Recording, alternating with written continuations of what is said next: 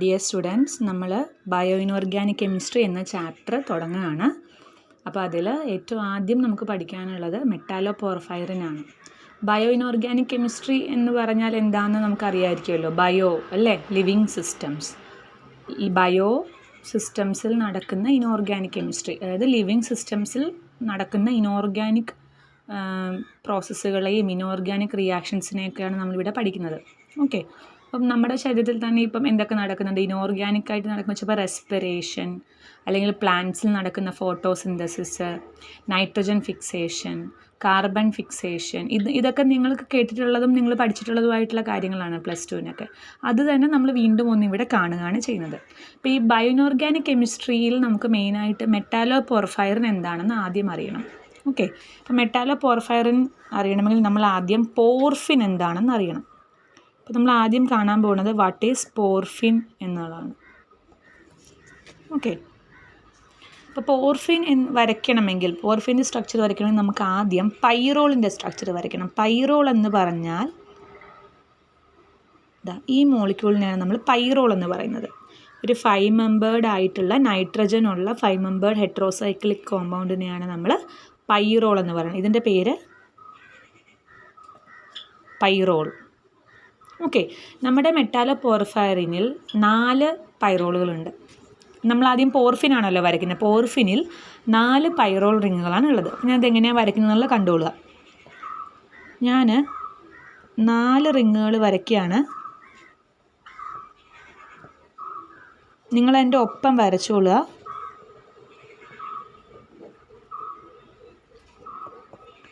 ഇങ്ങനെ ഞാൻ 4 റിങ്ങുകൾ, ഒരു സ്ക്വയറിൻ്റെ 4 കോർണറുകൾ വരുന്നത് പോലെ 4 റിങ് വരച്ചു. അകത്ത് ഡബിൾ ബോൺസ് ഇപ്പം ഇടണ്ട, ഞാൻ അവസാനം പറഞ്ഞിട്ടിട്ടാൽ മതി. ഇതുപോലെ 4 റിങ്ങുകൾ വരയ്ക്കുക. 4 പൈറോൾ റിങ്ങുകൾ നമ്മൾ വരയ്ക്കാൻ പോവാണ്.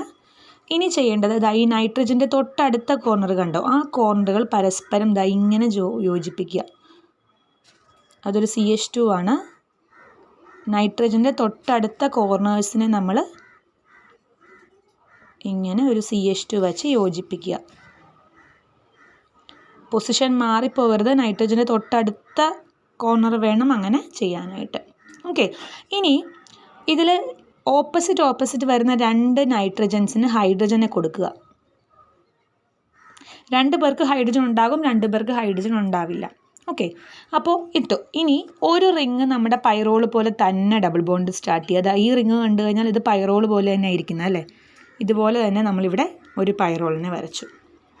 ഓക്കെ, ഇനി നമുക്ക് 1.5 ഡബിൾ ബോണ്ട്സ് ഇട്ട് പോകണം. കോൺജുഗേറ്റഡ് റിങ് ആണത്. അതായത് ഒരു സിംഗിൾ ബോണ്ട് കഴിഞ്ഞാൽ ഒരു ഡബിൾ ബോണ്ട്, പിന്നെ ഒരു സിംഗിൾ ബോണ്ട്, പിന്നെ ഒരു ഡബിൾ ബോണ്ട്. അങ്ങനെ വേണം നമ്മൾ ഈ റിങ്ങിൽ ഫുള്ള് ഡബിൾ ബോണ്ട്സ് ഇട്ട് കൊടുക്കാൻ വേണ്ടി. ഇപ്പം നമ്മളിവിടെ ഒരു പൈറോൾ റിങ് ഒപ്പിച്ചല്ലോ. ഇനി അതിൻ്റെ ഓപ്പോസിറ്റ് ഈ NH ഉള്ള കോമ്പൗണ്ടിൽ നമ്മൾ ഇവിടെയാണ് ഡബിൾ ബോണ്ട് ഇട്ട് വയ്ക്കാൻ പോകുന്നത്. ഇവിടെ ഡബിൾ ബോണ്ട് ആദ്യം ഇട്ട് വെച്ചേക്കണം. ഓക്കെ, നമുക്കറിയാം നൈട്രജന് വാലൻസി 3 ആണ്. നൈട്രജന് മാക്സിമം 3 ബോണ്ടേ ഉണ്ടാക്കാൻ പറ്റൂ. അപ്പോൾ ഇവിടെ നമുക്ക് നോക്കിക്കേ, ഈ നൈട്രജന് കണ്ടോ, ഒരെണ്ണം ഹൈഡ്രജനുമായിട്ട് ബോണ്ട് ഉണ്ടാക്കി, പിന്നെ ഇപ്പുറത്തും ഓരോ ബോണ്ടുണ്ട്. അപ്പം 3 എണ്ണം ഫില്ലായി. ഇനി ഇവിടെ ഒന്നും ഡബിൾ ബോണ്ട്സ് ഒന്നും വരാനുള്ള ചാൻസ് ഇല്ല. ഇനി ഈ നൈട്രജന് നോക്കിക്കേ, 1 2 3 ആൾക്കാരുമായിട്ട് ബോണ്ട് ഉണ്ടാക്കി കഴിഞ്ഞു. ഇനി ഈ നൈട്രജൻ്റെ അപ്പുറത്തോ ഡബിൾ ബോണ്ട് വരത്തില്ല. സോ നമ്മൾ ഒരു റിങ് പൈറോൾ പോലെ വരയ്ക്കുക, മറ്റേ റിങ്ങിന് ഇവിടെയാണ് ഡബിൾ ബോണ്ട് കൊടുക്കേണ്ടത്. അതായത് ഇവിടെ ഈ ഭാഗത്ത് ബോണ്ട് ഇല്ലല്ലോ, അപ്പോൾ ഓപ്പോസിറ്റ് റിങ്ങിൽ ഇവിടെ ഒരു ബോണ്ട് കൊടുക്കുക. ഓക്കെ, അപ്പോൾ ഇങ്ങനെ 2 ഹൈഡ്രജനുള്ള 2 റിങ്ങും ഇതുപോലെ നമ്മൾ വരച്ച ശേഷം ഇനിയാണ്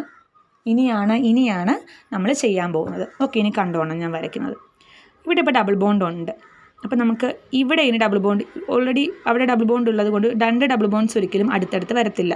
ഓക്കെ, അപ്പോൾ ഇവിടെ ഡബിൾ ബോണ്ട് ഉള്ളതുകൊണ്ട് ഇനി ഇവിടെ ഡബിൾ ബോണ്ട് കൊടുക്കാൻ പറ്റില്ല, ഇവിടെയും ഡബിൾ ബോണ്ട് കൊടുക്കാൻ പറ്റില്ല. ഇനി നമുക്ക് കൊടുക്കാൻ പറ്റുക എവിടെയാണ്?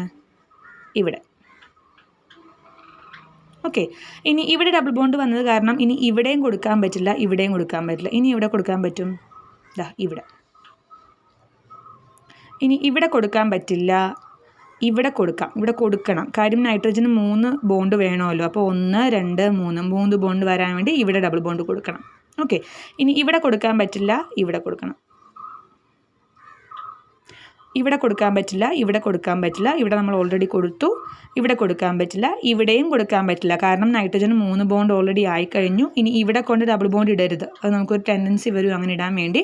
അവിടെ കൊണ്ട് ഇടരുത്. ഇനി നമ്മൾ ഇടേണ്ടത് ഇവിടെയാണ്. ഓക്കെ, ഇനി ഇവിടെ കൊടുക്കാൻ പറ്റില്ല, ഇവിടെ നമുക്ക് കൊടുക്കണം, കാര്യം നൈട്രജന് 3 ബോണ്ട് വരുത്തണ്ടേ. അപ്പോൾ ഇവിടെ നമ്മൾ ഡബിൾ ബോണ്ട് കൊടുക്കണം. ഇനി എവിടെ കൊടുക്കും? ഇവിടെ കൊടുക്കണം. ഓക്കെ, ഇനി ഇവിടെ കൊടുക്കാൻ പറ്റില്ല, ഇവിടെ വീണ്ടും കൊടുക്കാൻ പറ്റില്ല, ഇവിടെ കൊടുക്കണം. ഇവിടെ സിംഗിൾ ബോണ്ട്, വീണ്ടും ഇവിടെ ഡബിൾ ബോണ്ട് വന്നു. അപ്പോൾ റിങ് മുഴുവൻ കോഞ്ചുഗേഷൻ നല്ല കറക്റ്റായിട്ട് വന്നിട്ടുണ്ട്. അപ്പോൾ ഇതുപോലെ പോർഫിൻ റിങ് വരച്ച് പഠിക്കണം. ഓക്കെ, ഇത് പോർഫിൻ റിങ്ങാണ്, ഇത് പ്ലേനാറാണ്. ഈ പൈറോൾ എന്ന് പറഞ്ഞ റിങ് ഒരു പ്ലേനാർ മോളിക്യൂളാണ്. 4 പൈറോള് ഇരിക്കുന്ന ഈ ഒരു പോർഫിൻ റിങ്ങും പ്ലേനാറാണ്. ഒരു പ്ലെയിനിലാണ് ഈ എല്ലാ ആറ്റവും കിടക്കുന്നത്. ഈ ഈ പോർഫിനിൽ സബ്സ്റ്റിറ്റ്യൂഷൻ വരുമ്പോൾ അതാണ് porphyrin. Okay, so the substituted porphin is called porphyrin. എവിടെയൊക്കെ സബ്സ്റ്റിറ്റ്യൂഷൻ വരാം? ഇവിടെ ഈ പൊസിഷൻസിൽ, ഇവിടെ ഈ പുറത്തേക്ക് തള്ളി നിൽക്കുന്ന പോർഷനിൽ. ഇപ്പോൾ ഇതാണ് റിങ്. ആക്ച്വലി റിങ് എന്ന് പറഞ്ഞാൽ ഏതാണ്? ഈ ഉള്ളിലുള്ള ഈ ഭാഗമാണ് ring. Actually this is A ring. പുറത്തേക്ക് തള്ളി നിൽക്കുന്ന ഭാഗം ഉണ്ടല്ലോ, ഇത് 1 2 3 4 5 6 7 8 റിങ്ങിൽ പെടാതെ പുറത്തേക്ക് തള്ളി നിൽക്കുകയാണ് അല്ലേ. അവർ ആ 8 പൊസിഷൻസിലാണ് സബ്സ്റ്റിറ്റ്യൂഷൻസ് വരിക. അപ്പോൾ സബ്സ്റ്റിറ്റ്യൂഷൻ വന്നു കഴിഞ്ഞാൽ അവരെ നമ്മൾ പോർഫൈറിൻ എന്ന് പറയും. ഓക്കെ, ഇനി ഇതിന് നടുക്കൊരു മെറ്റൽ വന്നു കഴിയുമ്പോൾ അതിനെ നമ്മൾ മെറ്റാലോ പോർഫൈറിൻ എന്ന് പറയും. So porphyrin with a metal inside the cavity, അതിനെയാണ് നമ്മൾ മെറ്റാലോ പോർഫൈറിൻ എന്ന് പറയുന്നത്. ഓക്കെ, ഇപ്പോൾ മെറ്റാലോ പോർഫൈറിൻസിന് എക്സാമ്പിൾ പറയുവാണെങ്കിൽ ക്ലോറോഫിൽ ഒരു മെറ്റാലോ പോർഫൈറിനാണ്. ഹീമോഗ്ലോബിൻ, മയോഗ്ലോബിൻ, സൈറ്റോക്രോം ഇതെല്ലാം മെറ്റാലോ പോർഫൈറിൻസ് ആണ്. ക്ലോറോഫിലിൽ ഇതിന് നടുക്കിരിക്കാൻ വരുന്നത് മഗ്നീഷ്യമാണ്. മഗ്നീഷ്യം. ഓക്കെ, മഗ്നീഷ്യം വരും. പിന്നെ ഇവിടുത്തെ സബ്സ്റ്റിറ്റ്യൂഷൻസ് ഒക്കെ ഡിഫറെൻ്റ് ആയിരിക്കും. പല സബ്സ്റ്റിറ്റ്യൂഷൻസ് വരും. ഓക്കെ, എന്നാൽ ഹീമോഗ്ലോബിൻ, മയോഗ്ലോബിൻ, സൈറ്റോക്രോമിൽ ഇതിന് നടുക്ക് വരിക അയൺ ആണ്. അയൺ സബ്സ്റ്റിറ്റ്യൂഷൻസും ഡിഫറൻസ് ഉണ്ടാകും. പക്ഷെ നിങ്ങളൊന്ന് ആലോചിച്ച് നോക്കൂ, കോർ സ്ട്രക്ചർ സെയിം ആണ്. ക്ലോറോഫിലിലും ഹീമോഗ്ലോബിനിലും മയോഗ്ലോബിനിലും ഒക്കെ കോർ സ്ട്രക്ചർ ഏതാണ്? ഈ പോർഫൈറിൻ റിങ് തന്നെയാണ്, പോർഫിൻ റിങ് തന്നെയാണ്. അതിന് എന്തൊക്കെയാണ് ചേഞ്ച് ഉള്ളത്? മെറ്റൽസും ചേഞ്ച് ചെയ്യും, ചുറ്റുമുള്ള സബ്സ്റ്റിറ്റ്യൂഷൻസും ചേഞ്ച് ചെയ്യും. ഈ ചേഞ്ച് മാത്രം കാരണമാണ് അവർക്ക് വെറൈറ്റി ഫങ്ഷൻസ് വന്നിരിക്കുന്നത്. ക്ലോറോഫിൽ എന്താ ചെയ്യുന്നത്? ഫോട്ടോസിന്തസിസിന് ഹെൽപ്പ് ചെയ്യുക പ്ലാന്റ്സിൽ അല്ലേ. എന്നാൽ ഹീമോഗ്ലോബിനും മയോഗ്ലോബിനുമോ ഓക്സിജൻ, കാർബൺ ഡൈ ഓക്സൈഡ് ട്രാൻസ്പോർട്ടേഷനാണ് ഹെൽപ്പ് ചെയ്യുന്നത്. So they are having entirely different functions. പക്ഷേ എന്താണ് ചേഞ്ച് ഉള്ളത്? ഈ നടുക്ക് വരുന്ന മെറ്റലും ചുറ്റിനുള്ള സബ്സ്റ്റിറ്റ്യൂഷൻസും മാത്രമേ ചേഞ്ച് ചെയ്യുന്നുള്ളൂ. നേച്ചറിൽ നമ്മൾ നോക്കിക്കഴിഞ്ഞാൽ പലതും അങ്ങനെയാണ് അല്ലേ, എവല്യൂഷൻ വഴിയാണ് ഉണ്ടായിരിക്കുന്നത്. അപ്പം എൻറ്റയർലി പുതിയൊരു മോളിക്യൂൾ ഉണ്ടാക്കുന്നതിനേക്കാളും നേച്ചറിന് എളുപ്പം സബ്സ്റ്റിറ്റ്യൂഷൻസ് ഒക്കെ ചെറിയ ചേഞ്ചൊക്കെ വരുത്തിയിട്ട് ഫങ്ഷൻ മോഡിഫൈ ചെയ്യാനാണ്. സോ അങ്ങനെയാണ് നേച്ചർ ചെയ്തിരിക്കുന്നത്. ഓക്കെ, ക്ലോറോഫിലിൽ നിന്ന് കുറച്ച് സബ്സ്റ്റിറ്റ്യൂഷനും മെറ്റലും ചേഞ്ച് ചെയ്തിട്ട് ഹീമോഗ്ലോബിൻ, അല്ലെങ്കിൽ തിരിച്ച്. ഓക്കെ, അപ്പോൾ കോർ സ്ട്രക്ചർ എന്താണ്? പോർഫിനാണ്. അപ്പോൾ അതാണൊരു ബ്യൂട്ടി എന്ന് പറയുന്നത് ഈ സ്ട്രക്ചർ. ഈ മെറ്റാലോ പോർഫൈറിൻ്റെ ഇമ്പോർട്ടൻസ് അതാണ്. ഓക്കെ, ക്ലോറോഫിൽ, ഹീമോഗ്ലോബിൻ പോലെ എൻറ്റയർലി ഡിഫറെൻറ്റ് ഫങ്ഷൻസ് ഉള്ള മോളിക്യൂൾസിലെല്ലാം ഈ മെറ്റാലോ പോർഫൈറിനാണ് വന്നിരിക്കുന്നത്. ഇതിൽ മാത്രമല്ല, വേറെ ഒരുപാട് മോളിക്യൂൾസിൽ മെറ്റാലോ പോർഫൈറിൻ വരുന്നുണ്ട്. സോ അതാണ് നമ്മളിത് ഇമ്പോർട്ടൻ്റ് ആയിട്ട് പഠിക്കുന്നത്. ഓക്കെ, അപ്പോൾ നിങ്ങൾ പഠിക്കേണ്ട കാര്യം ഈ പോർഫിൻ വരയ്ക്കാൻ പഠിക്കണം. ഓക്കെ, പോർഫിൻ എന്താണ്? 4 പൈറോൾ റിങ്സ്, ഒരു പ്ലേനാർ ആയിട്ട് വരുന്ന റിംഗ് സ്ട്രക്ചറാണ് porphin. Substituted porphin is called porphyrin. Porphyrin with metal inside the cavity is called metallo porphyrin. ഇത്രയും കാര്യങ്ങൾ നമ്മളിവിടെ പഠിക്കണം. ഓക്കെ, ഇനി ഇതിന് നടുക്ക് അയൺ ആണ് വരുന്നതെങ്കിൽ, ഇവിടെ അയൺ വരുമ്പോൾ നമ്മളതിനെ അയൺ വരുന്നു. അപ്പോൾ ഈ ഹൈഡ്രജൻ രണ്ടും പോകും, എന്നിട്ട് ഇവർ ബോണ്ട് ഉണ്ടാക്കും. 4 ബോണ്ട്, 4 നൈട്രജനുമായിട്ടും അയൺ ബോണ്ട് ഉണ്ടാക്കും. ഓക്കെ, ഹൈഡ്രജൻ ഉണ്ടായിരുന്ന നൈട്രജൻസുമായിട്ട് കോവാലൻ ബോണ്ട് ഉണ്ടാക്കും. ഹൈഡ്രജൻ ഇല്ലാത്ത നൈട്രജൻസ് എന്ത് ചെയ്യും? അവരുടെ ലോൺ പെയറിനെ കൊടുത്തുകൊണ്ട് ഡേറ്റീവ് ബോണ്ട്സ് അല്ലെങ്കിൽ കോർഡിനേറ്റ് ബോണ്ട്സ് ഉണ്ടാക്കും. അപ്പോൾ 4 ബോണ്ട് ഉണ്ടാക്കും മെറ്റൽ. ഏത് മെറ്റലാണെങ്കിലും പോർഫൈറിൻ ഇങ്ങനെ നടുക്ക് വന്നു കഴിഞ്ഞാൽ 4 ബോണ്ട് ഉണ്ടാക്കും. 2 ഓപ്പോസിറ്റ് നൈട്രജൻ, ഹൈഡ്രജൻ ഉണ്ടായിരുന്ന നൈട്രജൻസുമായിട്ട് കോവാലൻ ബോണ്ട്, അല്ലാത്ത 2 നൈട്രജൻസുമായിട്ട് കോർഡിനേറ്റ് ബോണ്ട്. ഇങ്ങനെ അയൺ അകത്ത് വരുന്ന പോർഫയറിനെ നമ്മൾ ഹീം എന്ന് വിളിക്കും. Okay, so what is haem? The metalloporphyrin with iron as the metal.